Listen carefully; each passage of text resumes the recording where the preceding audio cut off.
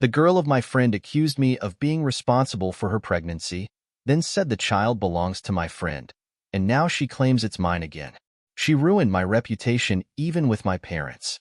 I don't even know where to start. My name's Ethan, and this is the craziest thing I've ever dealt with. It all started when my sister, Cindy, dropped a bombshell on me that left my head spinning. Before I dive in, you should know this. Cindy and I aren't super close. We grew up in the same house, sure, but as adults, our lives veered in very different directions. Cindy has always been the drama queen, while I prefer to keep things simple. But this is next level. It all started with a random text from Cindy one afternoon. I was hanging out at home, doing nothing special, when my phone buzzed. "Cindy, we need to talk. It's important." Now, Cindy saying something is important is like the boy who cried wolf. It's usually something minor blown way out of proportion. So, I texted back, "What's up?" Her reply, "I'm pregnant. And it's yours." I swear my brain short-circuited. I sat there staring at the screen, trying to make sense of what I was seeing. I even checked to make sure she hadn't accidentally sent it to the wrong person. But nope, my name was there at the top of the message. I called her immediately. "Cindy, what the hell are you talking about?" I demanded. She sighed, sounding exasperated, like I was the one being unreasonable. "Don't act like you don't know, Ethan." "Know what? I have no idea what you're talking about." "I'm pregnant, Ethan," she said slowly, like I was a toddler who couldn't grasp basic concepts. "And the baby is yours." I laughed out loud, not because it was funny, but because it was so ridiculous that I couldn't believe she was serious. "Cindy, we've never even." "What are you talking about?" "That's insane." "Don't play dumb," she snapped. "You think I don't know what happened? You were drunk that night, remember? At Josh's party?" And that's when things started to click into place. Josh is my best friend, and a couple of weeks ago, he threw a big party at his place. It was wild, sure, but nothing happened between Cindy and me. I remember drinking a bit, laughing, and passing out on Josh's couch. That's it. Nothing else. "Cindy, I don't know what game you're playing, but nothing happened between us at that party, or ever." "Why would you even say that?" There was a long pause. Then she hit me with, "I'm telling the truth, Ethan. I don't know why you're denying it." I couldn't believe this was happening. My own sister accusing me of something so unthinkable. And on top of that, she was claiming to be pregnant by me? It was like something out of a twisted soap opera. Part 2. Josh gets involved. I hung up, still reeling from the conversation, and immediately called Josh. If anyone could make sense of this, it was him. "Yo, Ethan, what's up?" Josh answered, sounding his usual chill self. "Josh, we've got a problem," I said, diving straight in. "Cindy just told me she's pregnant, and that I'm the father." Josh burst out laughing. "What? Dude, you've got to be kidding me." "I wish I was." He stopped laughing when he realized I wasn't joking. "Wait, seriously? She actually said that?" "Yeah, and she's saying it happened at your party." Josh was quiet for a moment. Then he said, "Ethan, nothing happened at that party. I saw you the whole night. You passed out on my couch, remember? Cindy wasn't even near you." "I know. That's what I'm saying. She's making this up, Josh. But why? What does she want?" Josh sighed. "Man, Cindy's always been a little off, but this is next level. Look, I'll back you up. I'll tell anyone who asks that nothing happened." Part 3. Cindy doubles down. I confronted Cindy again a few days later. I wasn't going to let her keep throwing these accusations around without proof. "Cindy, listen to me," I said, trying to stay calm. "I don't know why you're doing this, but you need to stop. Nothing happened between us." She folded her arms and glared at me. "You can deny it all you want, Ethan, but I know the truth. And soon, everyone else will too." "What does that even mean?" I snapped. "Are you seriously planning to tell people this? You have no proof because it didn't happen." "I have all the proof I need," she said smugly. "Just wait." I walked out before I said something I'd regret. I didn't know what she was up to, but I wasn't going to sit around and wait for her to ruin my life. I needed to figure out what her endgame was, and fast. Part 4. A shocking twist. A week later, things took an even crazier turn. Cindy called me again, this time sounding panicked. Ethan, we need to talk. Oh, now you want to talk? I said bitterly. What is it this time? It's not your baby, she blurted out. I froze. What? It's not yours, she repeated. It's Josh's. I don't know what I expected her to say, but that wasn't it. I sat there in stunned silence as she explained. Josh and we hooked up at the party. I thought it was you at first, but it wasn't.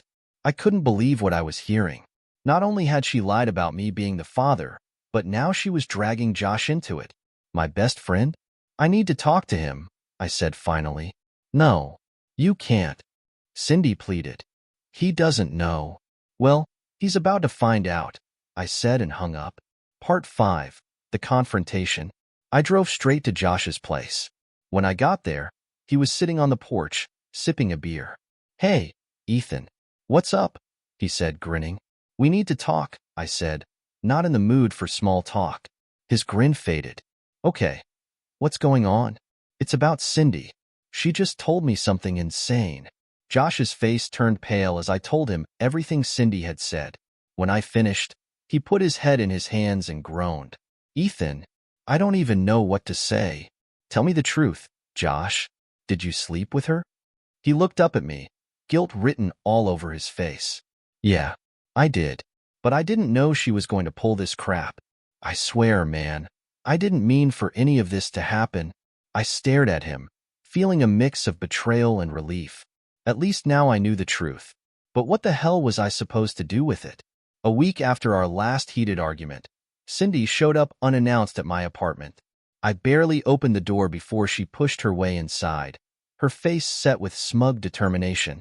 You need to start taking this seriously, Ethan, she said, dropping onto my couch like she had every right to be there. I am taking it seriously, I replied, crossing my arms. That's why I want a paternity test. Until then, I'm not going to entertain this nonsense. Her eyes narrowed. I told you, I'm not taking one of those tests. They're dangerous. I sighed, trying to keep my composure. Cindy, we've already talked about this. The non-invasive test is just a blood draw. It's not dangerous for you or the baby. I'm not risking it, she snapped. Besides, I don't need a test to know you're the father. Her refusal left me seething. You're asking me to take responsibility for a child I might not even be related to. That's not fair. What's not fair, she shot back, is you denying your own child. This is your mess, Ethan, whether you like it or not. She stormed out before I could say another word, leaving me to deal with the fallout of her accusations. After Cindy left, I called my best friend, Liam. He'd been my sounding board through this whole ordeal, always ready to talk me down when Cindy pushed me too far. She came over again, I said the moment he picked up. Let me guess, same story? Liam asked, his voice laced with frustration. She's still refusing to take the test, I said, pacing my living room. And she's acting like I'm the bad guy for even asking. Liam sighed. Have you thought about getting legal advice? If she's going to keep pulling this, you need to protect yourself. I hadn't wanted to go there, but Liam was right. Cindy wasn't backing down, and I needed to be ready for whatever she tried next. The next day, I met with Rachel, a family lawyer who came highly recommended. She listened carefully as I laid out the situation, her expression never wavering.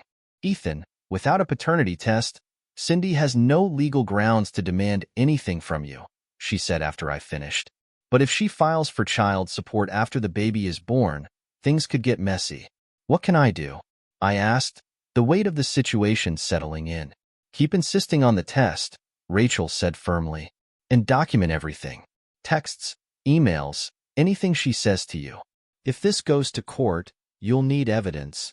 I left her office feeling a bit more prepared, but no less angry at the situation Cindy had forced me into. Cindy didn't take the news well when she found out I'd consulted a lawyer. She showed up at my workplace the next day, causing a scene in front of my coworkers. Ethan, you can't just run away from this, she shouted, ignoring the stares from everyone around us. This isn't the time or place, I said, doing my best to stay calm. I'm tired of you treating me like a liar, she said, her voice shaking. You're going to ruin everything for this baby. Her theatrics were embarrassing and infuriating. Then take the test, Cindy, I said through gritted teeth. Prove it's mine, and I'll step up. Until then, stop harassing me. She stormed out, leaving me to deal with the whispers and judgmental looks from my coworkers. Liam suggested we try a new approach. We need to confront her as a group, he said. If she hears it from multiple people, maybe she'll listen. I wasn't sure it would work, but I was willing to try anything. Liam invited Cindy to his house, where a small group of her friends and family had gathered. When Cindy arrived, she looked suspicious. "What is this?" she asked, glancing around at the group. "We need to talk," Liam said, stepping forward. "About the baby and the test." Her face darkened. "Are you serious? You're all ganging up on me now?" "No one's ganging up on you," Mia, one of Cindy's closest friends, said gently. "We just think Ethan has a right to know the truth." Cindy crossed her arms, her expression defiant. "I'm not taking the test. I don't need to prove anything." The conversation went in circles, with Cindy refusing to budge. Eventually, she stormed out, slamming the door behind her. A few days later, Liam dropped a bombshell. "I didn't want to bring this up before," he said, "but Cindy's been saying some things about another guy." My stomach sank. "What are you talking about?" Liam hesitated, then said, "She mentioned a guy named Lucas. She hinted he might be involved." I couldn't believe what I was hearing. "Why the hell is she pinning this on me then?" "I don't know," Liam said, "but you need to talk to Lucas." I tracked Lucas down through social media and arranged to meet him. He seemed as blindsided by the situation as I had been.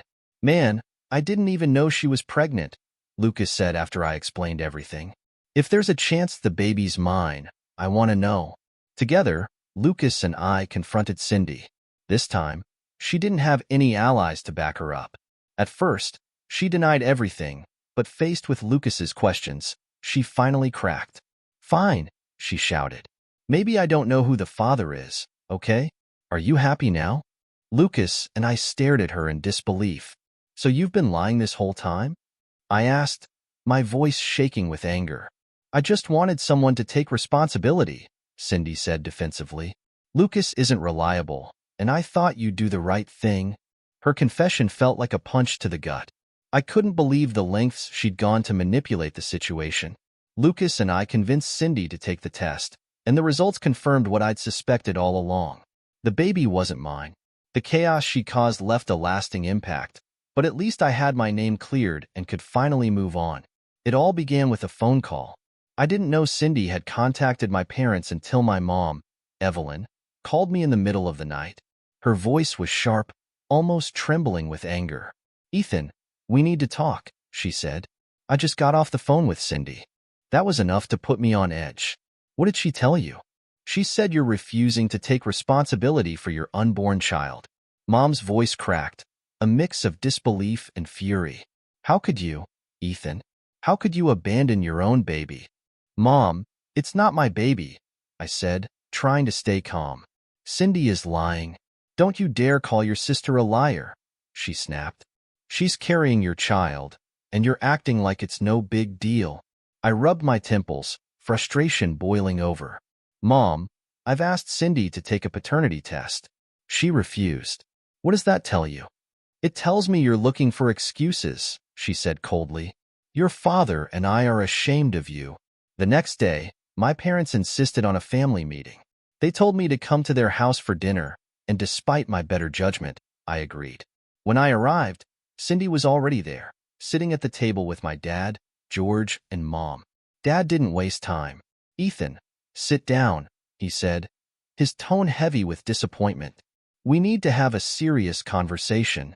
I sat, wary of what was coming.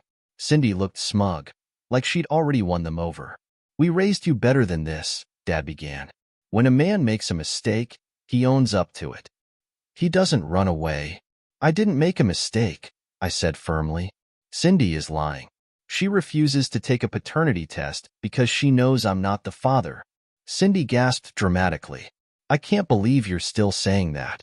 Why would I lie about something so serious?" "That's exactly what I'd like to know," I said, glaring at her. Mom interjected, her voice trembling. "Ethan, this isn't about a test. This is about your responsibility. Cindy's your sister, and she's pregnant. How can you sit there and act like it's not your problem? It's not my problem if it's not my child, I said, trying to keep my voice steady. I've been asking for one thing, proof. Why is that so unreasonable? Dad slammed his hand on the table, making everyone jump. Enough. You're not getting out of this with excuses.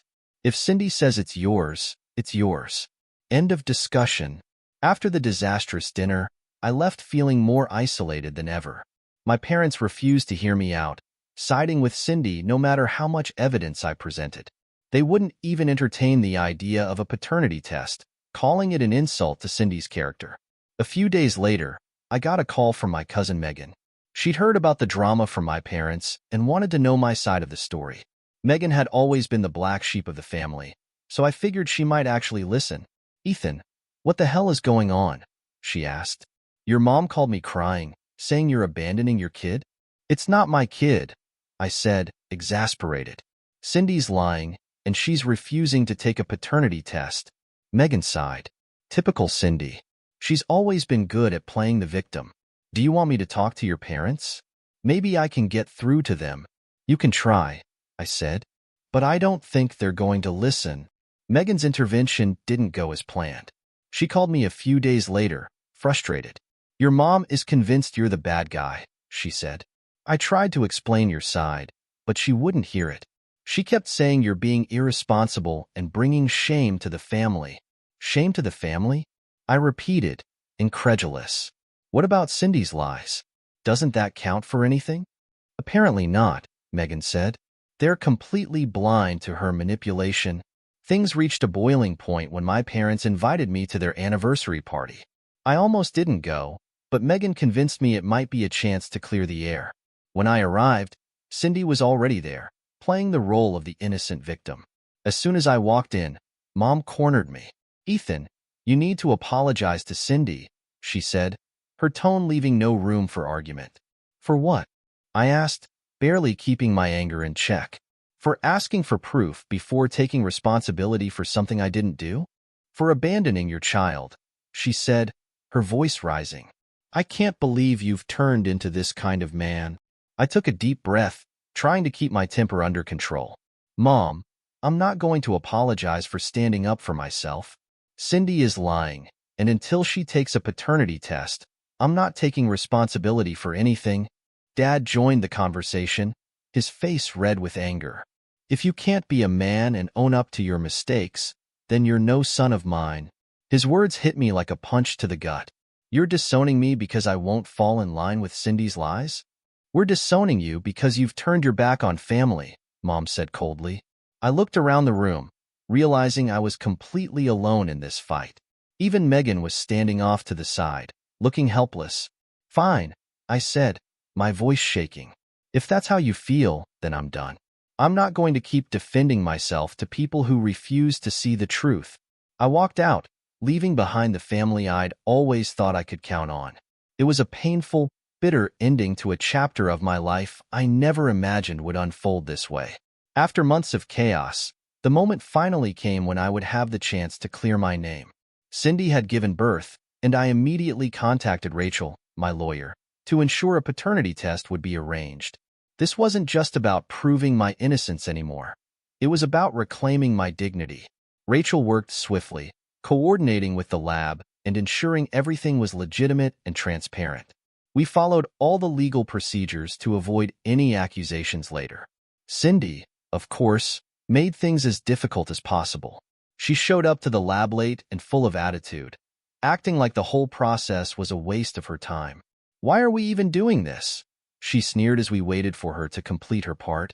"Everyone knows the baby's yours." I didn't bother responding.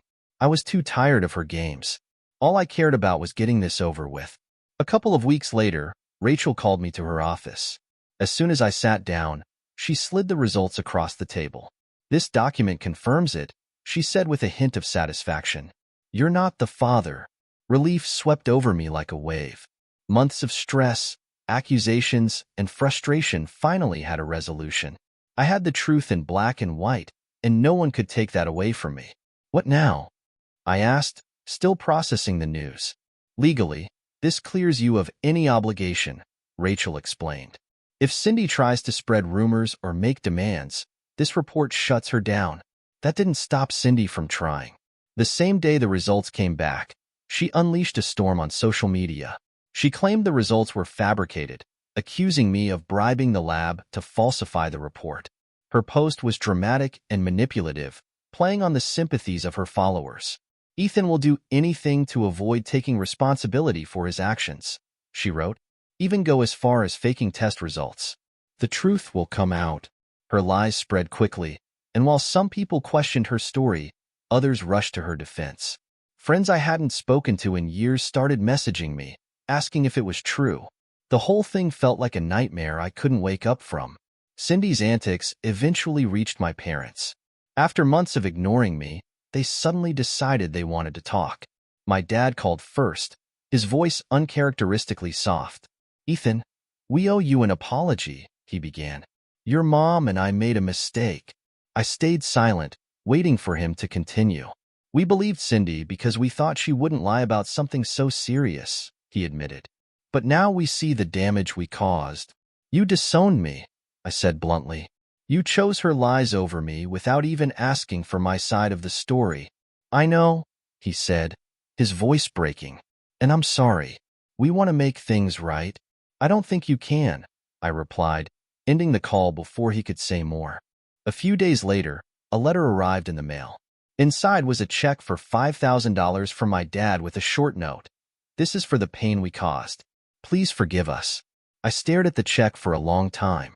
The money didn't feel like an apology, it felt like a bribe. But after everything I'd been through, I decided to cash it. Not as a sign of reconciliation, but as compensation for the stress and humiliation I had endured. When my mom called me later, I made my position clear.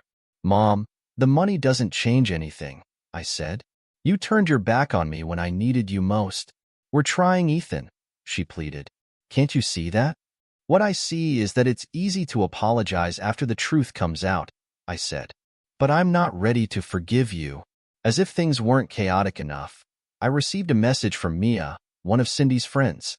She'd always been quiet about the situation, but now she wanted to talk. "Ethan, I've been sitting on something for a while," her message read. "I think you should know."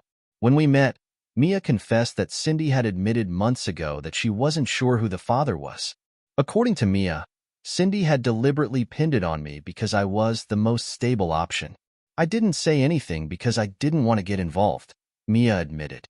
"But after everything she's done, I can't stay quiet anymore." I recorded Mia's statement, knowing it could come in handy if Cindy continued her smear campaign. It was another piece of evidence proving her manipulation. With the paternity test results and Mia's confession, I finally felt like I could move forward. Cindy's lies had unraveled, and her attempts to ruin my reputation had only exposed her true character. My parents continued to send messages and gifts, but I kept my distance. Their betrayal wasn't something I could easily forget. I focused on rebuilding my life, determined to leave the chaos behind.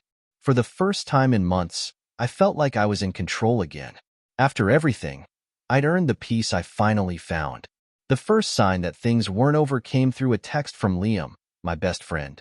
"Hey man," he wrote, "Cindy's telling people you faked the paternity test. She's even talking about it at the bar." I couldn't believe it. After everything, Cindy was still spreading lies, now claiming I had paid off the lab to manipulate the results. "She's really laying it on thick," Liam added when we spoke on the phone later. "Says you're trying to ruin her life." I was furious. I had gone through all the proper channels, and now Cindy was trying to discredit me further. It wasn't enough for her to falsely accuse me. Now she wanted to destroy my reputation. Cindy's lies didn't stop with friends. Somehow, she tracked down my ex-girlfriend, Natalie, and involved her in the mess. Natalie and I had been broken up for over a year, and while things had ended amicably, we hadn't spoken since. When she called me, her tone was unusually cold. "Ethan, what the hell is going on?" she asked. "Cindy contacted me. She's saying you got her pregnant, and then paid to fake the paternity test results." "She's lying," I said immediately. "Natalie, I swear on everything. I took the test legally. I'm not the father. She showed me screenshots of texts, Natalie countered. Messages she claims are from you, talking about paying off the lab. My frustration boiled over. Natalie, I never sent those texts. She's fabricating everything. I figured as much, she said. But you should know she's telling anyone who will listen. While Cindy's smear campaign continued, my parents decided to re-enter the fray. They started reaching out to family members, trying to enlist their help to mediate the situation. My cousin Megan was one of the first to call me. Your mom called me, she said. She's worried about the family falling apart and thinks you should make amends with Cindy. Make amends? I repeated, barely able to believe what I was hearing. Megan, she tried to ruin my life. She lied about the baby and is still lying about me. I know, Megan said hesitantly, but your mom thinks you should be the bigger person. I've been the bigger person this whole time, I snapped. Now I'm done. The situation took a disturbing turn when Cindy decided to target my job. One morning, I walked into the office and my boss, Carla, was waiting for me with a serious expression.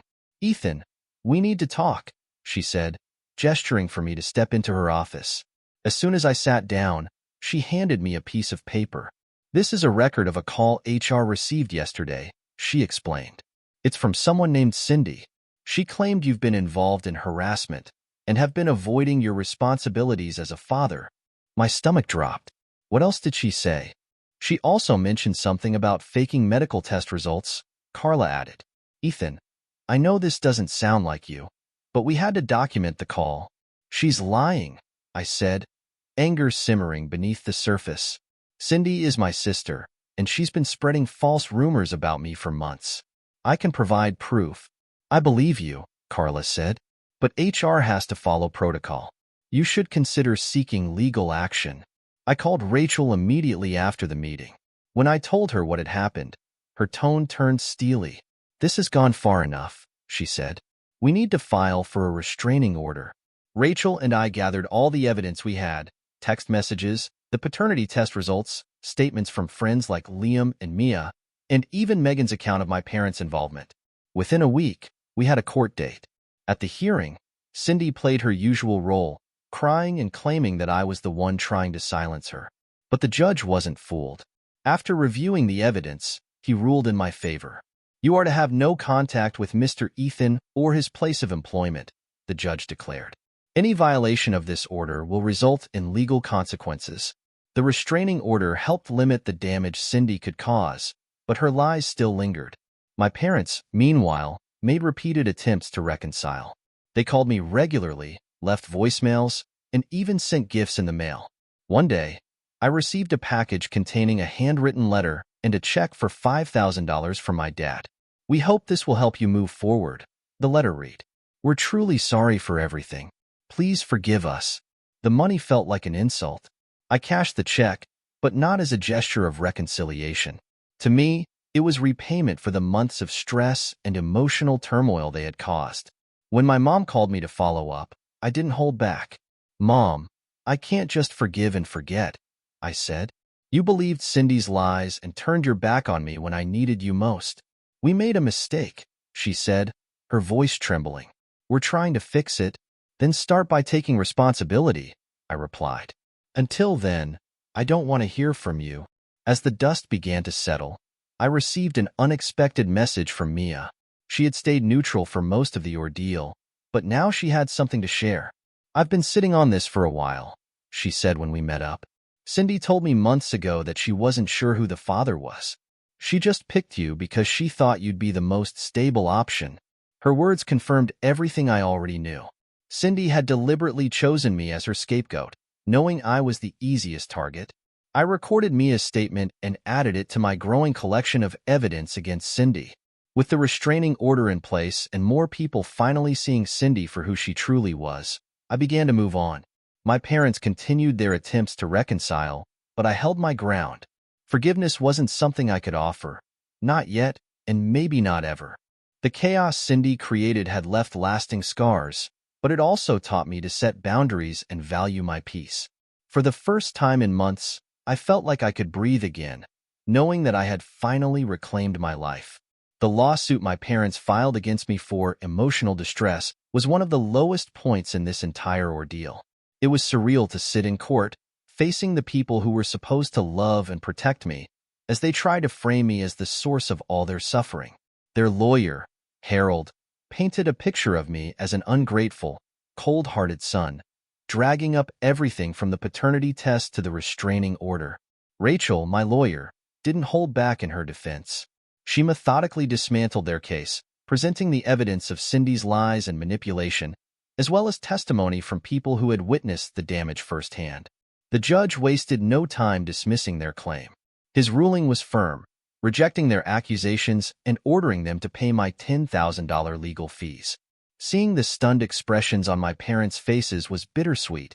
It was a victory, but one that came at a heavy emotional cost.